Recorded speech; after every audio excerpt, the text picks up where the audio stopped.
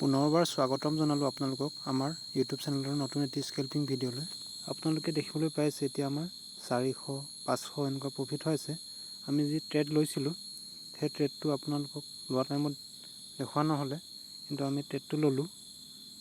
আমি ট্ৰেডটো লৈছিলোঁ 96 এনেকুৱা প্ৰিমিয়াম প্ৰাইচত, আৰু আমি এছ এল লগাই থৈছোঁ 92 ৰুপিছত। আমি মাৰ্কেট ওপৰলৈ যাব বুলি ট্ৰেড লৈছোঁ। দেখুৱাওঁ আপোনালোকক আমি কোনডাল কেণ্ডেল চাই ট্ৰেড লৈছিলোঁ।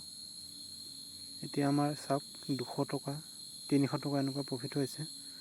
500 টকা হৈ গৈছিলোঁ প্ৰফিট, কিন্তু এতিয়া কমি আকৌ 200-300লৈ আহিছে। আকৌ বাঢ়ি যায় প্ৰফিট।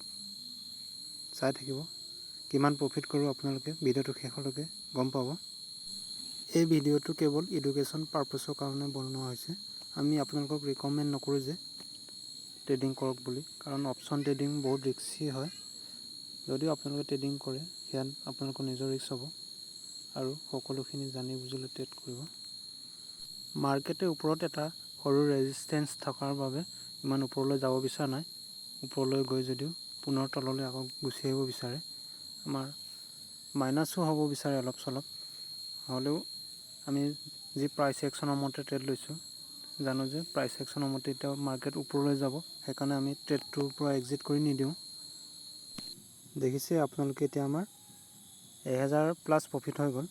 যি 20 টকা 30 টকা এনেকুৱা প্ৰফিট হৈ গৈছিলে, কমি গৈ এতিয়া আকৌ পুনৰ বাঢ়ি 1000+ হৈ আছে। 1100, 1200, 1300 এনেকুৱা হয়। আমি ভাবিছোঁ যে ট্ৰেডটোত 2000 মান প্ৰফিট দিয়ক, তাৰপিছত আমি মাৰ্কেটৰ পৰা এক্সিট কৰি দিম, ট্ৰেডটো এক্সিট কৰি দিম। কিন্তু প্ৰায় এঘণ্টামান সময় মাৰ্কেটে টাইম পাছ কৰাই ছাইডৱেজ হৈ যায় মাৰ্কেটখন, ওপৰলৈ যাব নিবিচাৰে, তললৈ আহি যায়। আমাৰ অলপ চলপ মাইনাছ হৈ যায় তললৈ আহোঁতে, কিন্তু হ'লেও আমি এক্সিট কৰি দিয়া নাই।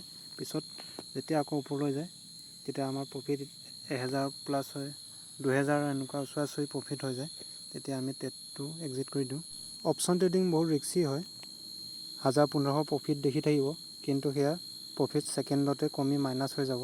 সেইকাৰণে জানি বুজি বহুতখিনি শিকি লৈ ট্ৰেড কৰিব লাগে, তেতিয়া ভাল, নহ'লে লছ হোৱাৰ সম্ভাৱনা বেছি থাকে। দেখিবলৈ পাইছে আপোনালোকে আমাৰ এতিয়া প্ৰফিট বাঢ়ি গৈ 1900, 2000, 2100 এনেকুৱা হৈ আছে। যি আমাৰ 1000 আছিলে প্ৰফিট, সেয়া বাঢ়ি গ'ল, এতিয়া 2000 ওচৰা-ওচৰি হ'ল। সেইকাৰণে আমি ভাবিছোঁ যে এক্সিট কৰি দিম, কাৰণ এতিয়া 3টা বাজিলে, 3টা বাজি পাৰ হৈ গ'ল, এতিয়া মাৰ্কেট বন্ধ হ'বৰো সময় হ'ল। সেইকাৰণে ভাবিছোঁ যে ট্ৰেডটো এক্সিট কৰি দিওঁ। এতিয়া আমি যাওঁ মাৰ্কেট যি লিমিট প্ৰাইচ আছে, মাৰ্কেট প্ৰাইচত এটা লট লৈছিলোঁ, সেইটো এক্সিট কৰি দিলোঁ। আমাৰ এছ এল যি ষ্টপ লছ লগাইছিলোঁ সেইকেইটা কেঞ্চেল হৈ গ'ল। এতিয়া প্ৰফিট আমাৰ 2107 টকা হ'ল। আমি ট্ৰেডটো লৈছিলোঁ এটা 40-45 এনেকুৱাত, যি আমি এটা ৰেঞ্জ বনাই ৰাখিছিলোঁ। তাৰ ওপৰত সৰু গ্ৰীণ কেণ্ডেল এডাল বনিছিলে। তেতিয়া ভাবিলোঁ যে মাৰ্কেট ওপৰলৈ যাব বুলি, তেতিয়া আমাৰ এণ্ট্ৰি কৰিছিলোঁ। আৰু ওপৰত 24700 এনেকুৱাত 3টা বজা ওচৰা-ওচৰি, তেতিয়া তাত এক্সিট কৰি দিলোঁ। ভাবিলোঁ যে তাৰ পৰা তললৈ নামি আহিব পাৰে বুলি। অলপ ওপৰলৈ গৈছিলে, কিন্তু আকৌ নামি আহিলে মাৰ্কেট। আজিৰ ভিডিঅ'টো ইমানেই আছিলে। ভিডিঅ'টো চাই কেনেকুৱা পালে কমেণ্ট কৰি জনাবলৈ নাপাহৰিব।